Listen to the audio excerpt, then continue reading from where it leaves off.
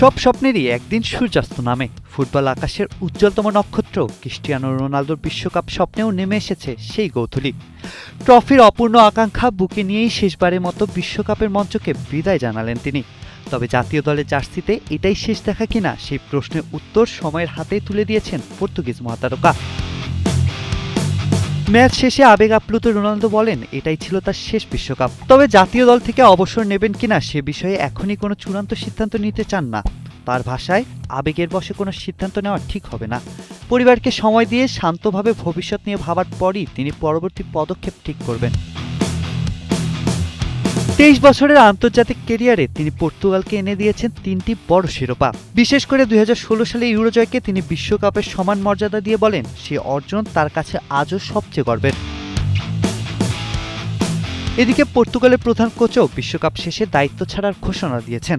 তিনি জানান বিশ্বকাপ জয়ের লক্ষ্য পূরণ না হয় নতুন পথ বেছে নেওয়ার সময় এসেছে। বিদায়ী বক্তব্যে মার্টিনেজ রোনালদোর নেতৃত্ব, পরিশ্রম ও দলের প্রতি নিবেদনকে অসাধারণ বলে উল্লেখ করেন। তার মতে গোলের পরিসংখ্যানের বাইরেও একজন অধিনায়ক হিসেবে রোনালদোর প্রভাব ছিল প্রশংসনীয় এবং তিনি আগামী প্রজন্মের ফুটবলারদের জন্য অনুপ্রেরণা হয়ে থাকবেন। বিশ্বকাপের মঞ্চ থেকে হয়তো রোনালদোর যাত্রা শেষ হলো, কিন্তু তার সংগ্রাম, সাফল্য ও অদম্য মানসিকতা ফুটবল ইতিহাসে চিরকাল উজ্জ্বল হয়ে থাকবে। কিংবদন্তিরা বিদায় নেন, কিন্তু তাদের গল্পের বিদায় ঘটে না। জুবায়ের হোসেন বাপ্পি, কালের কণ্ঠ।